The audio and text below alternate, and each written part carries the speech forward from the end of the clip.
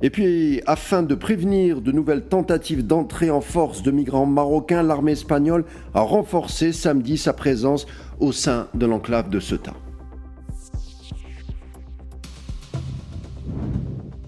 Dans le dossier guerre en Ukraine, la Russie a annoncé samedi avoir abattu 1328 drones ukrainiens et 17 missiles Flamingo.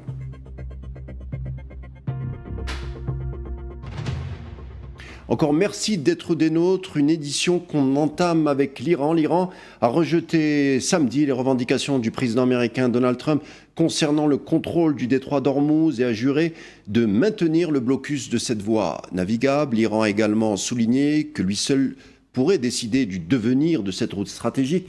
Son vice-ministre iranien des Affaires étrangères, Kazem Babadi, a quant à lui exposé la position de son pays dans un message publié sur X après que Trump ait déclaré, je cite, « Bientôt le détroit sera considéré comme un territoire américain suite à la défaite de l'Iran ».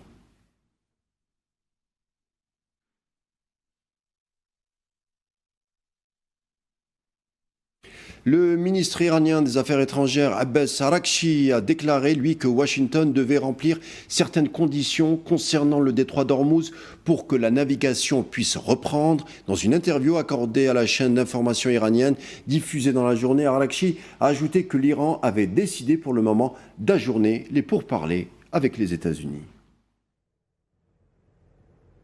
Pour l'instant, nous élaborons un itinéraire provisoire qui deviendra ultérieurement un itinéraire définitif. Il s'agit d'un travail technique mené conjointement par des spécialistes de l'Iran et d'Oman. Les forces armées y participent activement. Elles sont de toute façon les principales expertes en la matière. Nous pourrions parvenir à un résultat prochainement. Mais je tiens à souligner que cette négociation et l'ouverture du détroit d'Ormuz sont deux questions distinctes. L'une est une négociation technique relative à la définition de la route maritime. Une fois cette route établie, la réouverture du détroit dépendra du respect d'autres conditions auxquelles les États-Unis sont tenus de se conformer.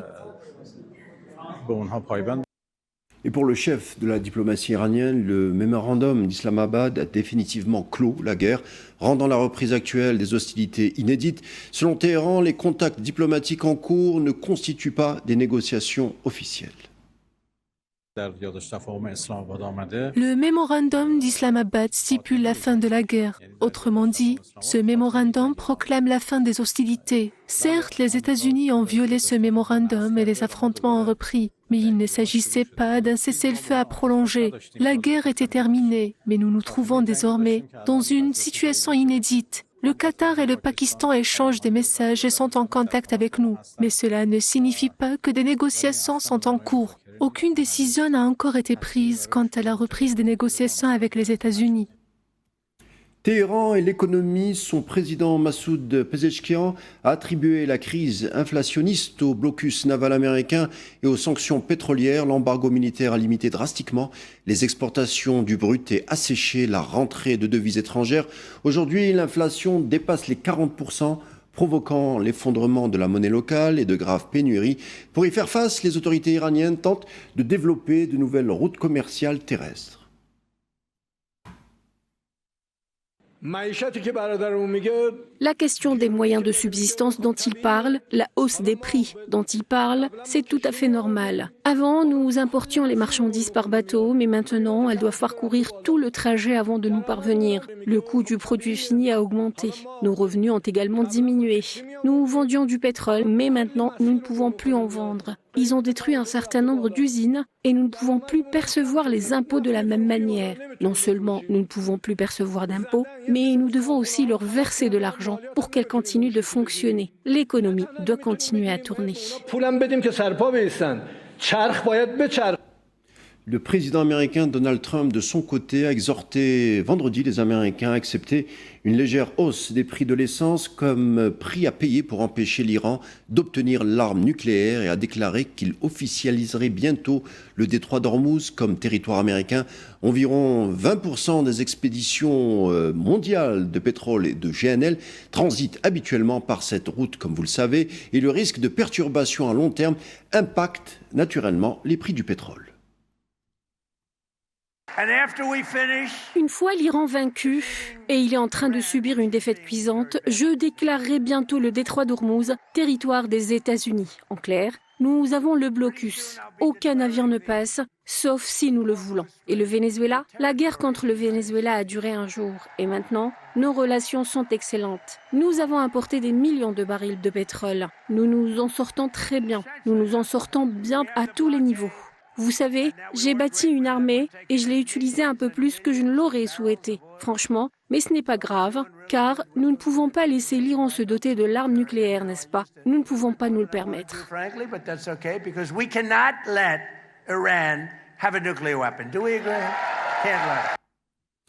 Au moins 7 personnes sont tombées en martyrs samedi matin suite à une frappe sioniste dans le sud du Liban, a indiqué l'Agence nationale de l'information. La même source a fait savoir que la frappe a détruit une habitation civile et les équipes de secours ont dû procéder au déblaiement des décombres et à l'évacuation des blessés vers l'hôpital. L'ANI a indiqué également que la vallée située entre Ansar et Zararia a également été la cible d'une frappe, la première à une telle profondeur dans le territoire libanais depuis le cessez-le-feu il y a 2 mois.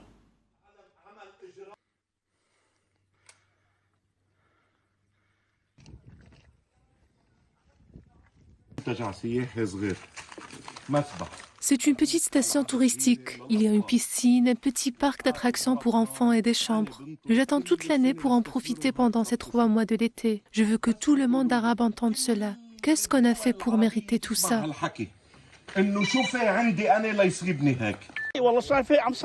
Je priais quand soudain, à 4h30 du matin, la frappe a eu lieu. On a demandé ce qui se passait. On entendait des avions dans le ciel. C'est tout. On a commencé à appeler, à se renseigner. Et on a compris qu'une frappe avait eu lieu ici. Dans notre dossier Palestine occupée de ce samedi soir, le bilan du génocide en cours dans la bande de Gaza s'est alourdi à 73 391 martyrs et 174 280 blessés, ont indiqué en tout cas samedi les autorités sanitaires palestiniennes. Le nombre total de martyrs depuis l'entrée en vigueur du cessez-le-feu le 10 octobre dernier s'élève désormais à 1262, tandis que celui des blessés a atteint les 4168.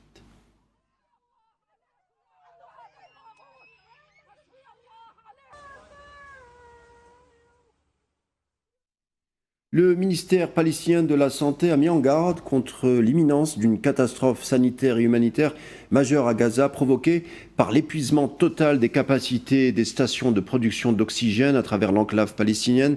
Dans un communiqué officiel publié dans la journée, les autorités sanitaires ont annoncé également la mise hors service de 22 stations d'oxygène sur un total de 34. Les 12 stations encore opérationnelles fonctionnent actuellement au-delà de leur capacité nominale et risquent de s'arrêter à tout moment en raison d'un déficit critique en maintenance d'urgence.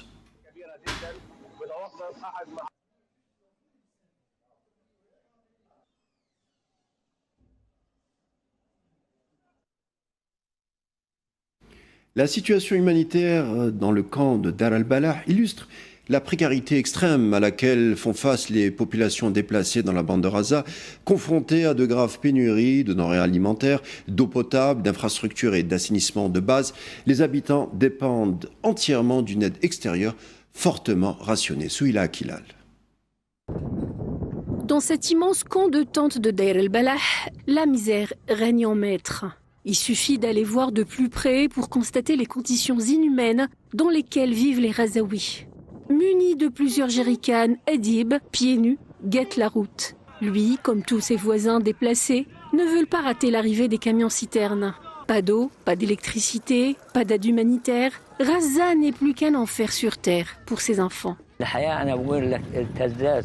La vie est très difficile. Nous en avons assez de vivre sous des tentes. 15 personnes vivent sous une même tente. Aujourd'hui, il n'y a plus rien. Plus de soupe populaire, plus d'aide.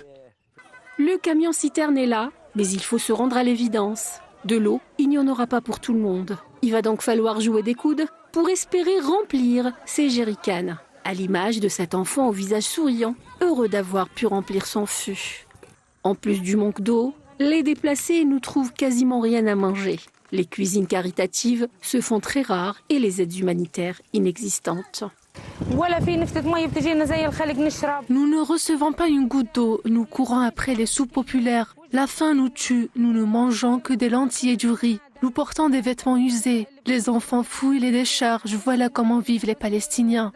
Nous manquons de tout, de feu, de nourriture, d'eau et même de soupe populaire. Quand nous avons soif, nous devons marcher 1 kilomètre pour aller chercher de l'eau. Notre situation est difficile. Ce que vivent les déplacés dans ce camp de Deir el-Balah n'est qu'un petit échantillon du quotidien des Razaouis aux 4 coins de l'enclave. Une situation humanitaire insoutenable au mépris des droits humains les plus élémentaires. Jusqu'à quand cela va-t-il durer ?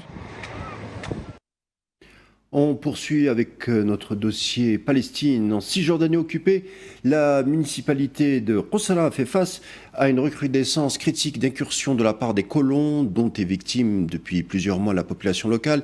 Les résidents décrivent une dégradation alarmante de leur quotidien. Un point de la situation avec Mara Chouyer. À première vue, cette maison ressemble à toutes les autres. Mais ici, les fenêtres sont protégées par des barreaux. Des barrières métalliques encerclent la demeure. Pour ce père de famille, ce ne sont pas des protections ordinaires, ce sont les remparts d'une famille qui vit désormais dans la peur. Ma maison est devenue une prison. J'ai installé des barreaux tout autour et mon fils et moi ne pouvons plus profiter de la beauté de la nature ni sortir. On ne se sent plus en sécurité ni le jour ni la nuit. Nous nous relayons pour monter la garde. Nous vivons dans la peur. Nos petits-enfants sont témoins de ces incidents qui sont des actes de terroristes perpétrés par les colons sionistes. Nous voulons simplement une autre vie. À quelques mètres de chez lui, un mur porte encore les stigmates du terrorisme. Une menace en hébreu, mort aux Arabes. Il y a 4 mois, des colons masqués attaquaient sa maison. Un homme armé ouvre le feu. Son neveu est tué, son frère est blessé. Depuis cette nuit-là, la famille ne dort plus comme avant. Les adultes se relaient pour monter la garde, mais les attaques n'ont jamais cessé. J'aurais préféré mourir à ce moment-là plutôt que de voir mon neveu mourir sous mes yeux et mon frère se faire battre juste devant moi, sans pouvoir rien faire pour eux, simplement parce que je défendais ma maison. 2 jours plus tôt, les soldats sionistes avaient pris contrôle d'une autre maison pour en faire une position militaire. Pour les habitants, ce siège n'est que le dernier épisode d'une pression qui dure depuis des mois. Ce soir, des camions de l'armée israélienne ont bloqué toutes les routes menant à la Salaïn, où 3 maisons sont assiégées. Le siège des familles de la Salaïn se poursuit. Il y a 2 jours, l'armée a pris possession de la maison de Youssef Abdelkarim et l'a transformée en une position militaire. L'armée cherche ainsi à gagner du temps pour protéger les colons israéliens. À Qusra, derrière les barreaux et les murs en béton, les familles continuent de vivre. Elles montent la garde la nuit, surveillent leur maison le jour et s'accrochent à leur terre. Une terre qu'elles disent ne pas vouloir quitter quoi qu'il arrive. Yémen, le porte-parole des forces gouvernementales a annoncé la mort de 3 soldats au cours d'affrontements avec les Houthis dans la province de Taïz, située dans le sud-ouest du pays. Dans un communiqué publié samedi sur la plateforme X, le porte-parole des forces gouvernementales yéménites a précisé que l'attaque des Houthis a été menée depuis plusieurs axes parallèlement à des bombardements d'artillerie et à des tentatives d'infiltration en direction de positions militaires dans l'axe d'Al-Bara.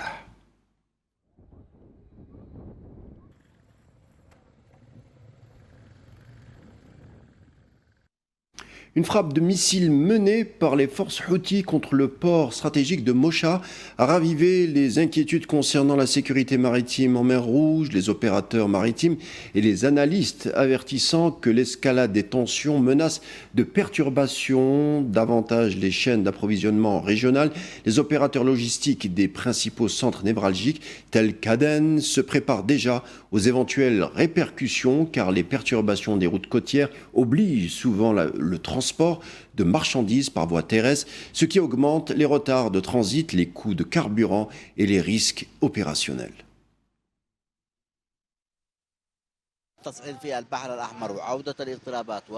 L'escalade des tensions en mer Rouge ainsi que la résurgence des troubles militaires et des tensions sur les routes commerciales, notamment le détroit de Bab el-Mandeb et la mer Rouge, ont un impact direct sur la navigation internationale et affectent les chaînes d'approvisionnement et le flux de marchandises. en particulier les pétroliers et les approvisionnements énergétiques qui alimentent l'économie mondiale. Par conséquent, toute perturbation dans ce détroit ou le corridor de la mer Rouge aura des répercussions importantes sur l'économie mondiale, y compris la nôtre, car notre pays importe plus de 90% de ses besoins essentiels. Il en résultera une hausse des prix des matières premières et une augmentation du coût de la vie pour les consommateurs. Chez nous, et dans le cadre de la lutte antiterroriste et de la sécurisation des frontières, des détachements combinés de l'armée nationale relevant du secteur opérationnel de Tamanrasset en 6e région militaire, ces éléments ont intercepté hier vendredi 3 narcotrafiquants et neutralisé une tentative d'introduction d'une quantité importante de drogue dure. Selon un communiqué du MDN publié dans la journée, l'opération a permis la saisie de plus de 31 kilos de cocaïne dissimulée à l'intérieur d'un véhicule de tourisme embarqué à bord d'un camion semi-remorque.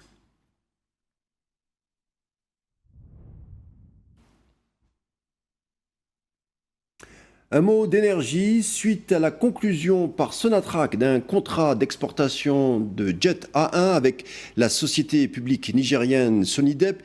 Il a été procédé vendredi aux premières livraisons de jet A1 à partir de la raffinerie d'Adrar à destination du marché nigérien. Ces livraisons contractuelles marquent la mise en œuvre effective de la coopération commerciale entre Sonatrach et Sonidep et s'inscrivent pleinement dans la dynamique de consolidation des relations entre l'Algérie et le Niger, selon un communiqué publié samedi par Sonatrach.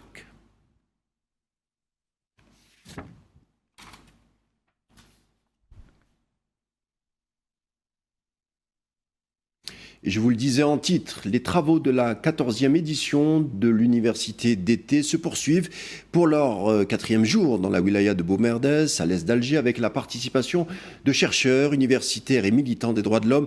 Lors des conférences et des séminaires organisés, les participants ont réaffirmé le droit du peuple sahraoui à l'autodétermination et à l'indépendance, tout en soulignant qu'il s'agit d'un droit inaliénable. Des défenseurs des droits de l'homme et des militants ont plaidé la cause des détenus dans les prisons marocaines ainsi que les violations commises par l'occupant dans les territoires occupés. Ils ont également débattu des développements de la cause sahraoui et des répercussions de la situation internationale sur celle-ci, en plus de moyens de soutenir le droit du peuple sahraoui à son autodétermination et à son indépendance.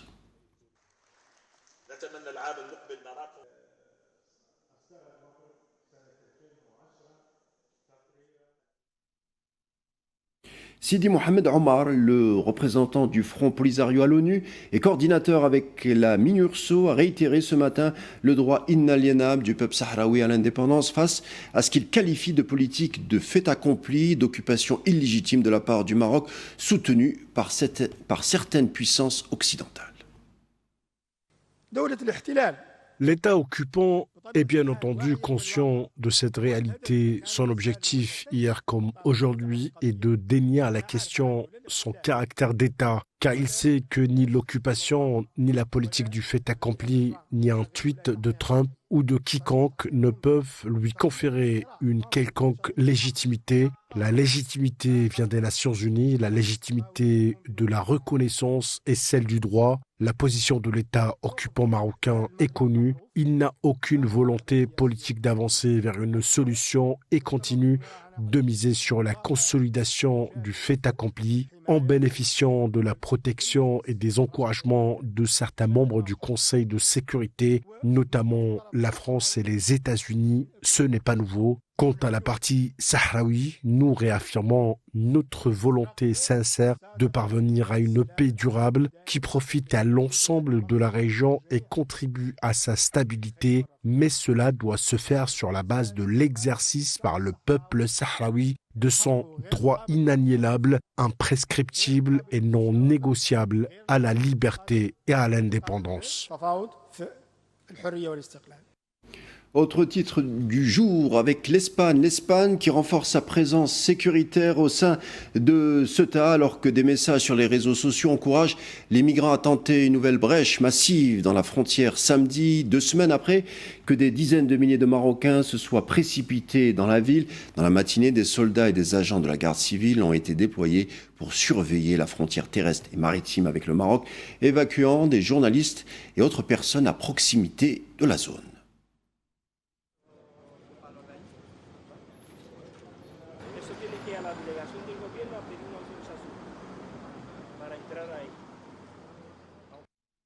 Un tremblement de terre de magnitude 5 a frappé la ville de Grenade, dans le sud de l'Espagne.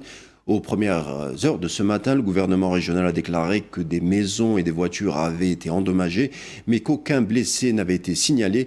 Les services de secours andalous ont secouru plusieurs personnes piégées dans des bâtiments endommagés. Les images prises après la secousse montrent, comme vous le voyez à l'écran, des débris éparpillés sur la chaussée et des dégâts sur des voitures.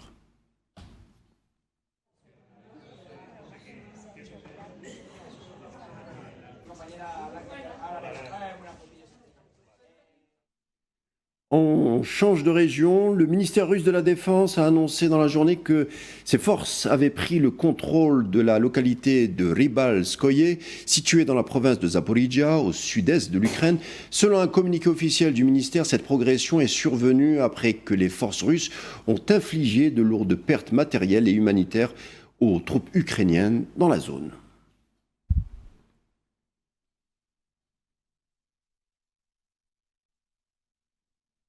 Et puis le ministère russe de la Défense a ajouté dans son communiqué que ses forces avaient ciblé des centres logistiques ainsi que des infrastructures énergétiques et de transport utilisés au profit de l'armée ukrainienne. Par ailleurs, les systèmes de défense aérienne russes ont réussi à intercepter 7 bombes volantes guidées et ont abattu 1328 drones ukrainiens et ont détruit 17 missiles de type Flamingo au cours des dernières 24 heures.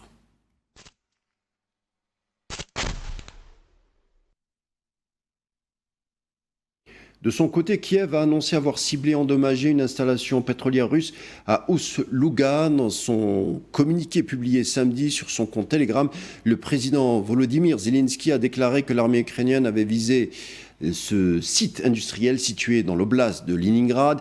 Vendredi, l'Ukraine avait déjà pris pour cible l'usine de traitement de gaz du géant russe Novatek, située dans le port d'Ust-Luga sur la mer Baltique.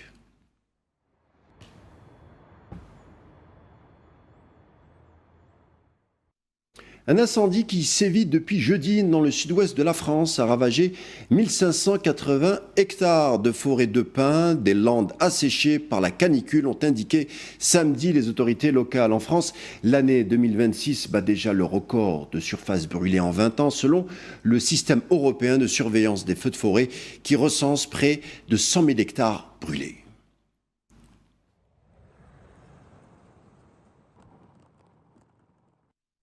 Et puis le tout nouveau Premier ministre britannique Andy Burnham a débloqué 65 millions de livres sterling d'aide d'urgence pour les agriculteurs britanniques touchés par une sécheresse historique. Cette enveloppe soutiendrait le programme d'agriculture durable et faciliterait le stockage de l'eau dans les exploitations, ainsi que, il faut le rappeler, que la récolte céréale s'annonce comme la pire depuis 1984. Ce plan viserait à protéger la sécurité alimentaire nationale. De leur côté, les syndicats agricoles saluent ce geste, mais réclament une stratégie climatique à long terme pour davantage protéger le secteur.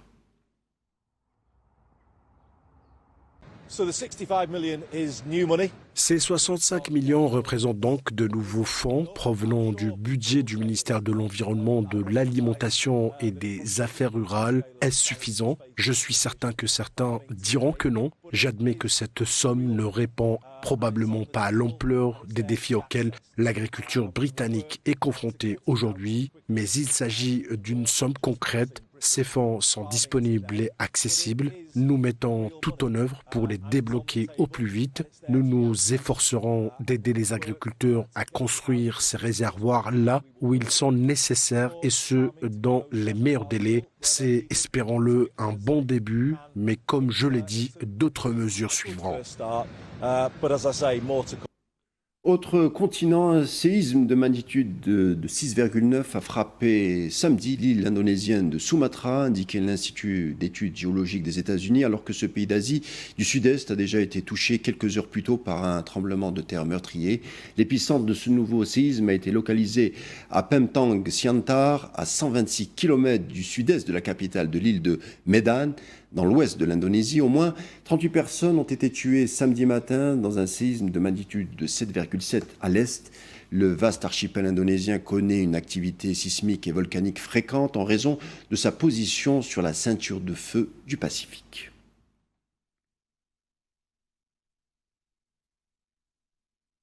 Et ce qui signe la fin de notre édition du jour, merci de l'avoir suivi. On se retrouve dans quelques minutes pour l'échiquier international.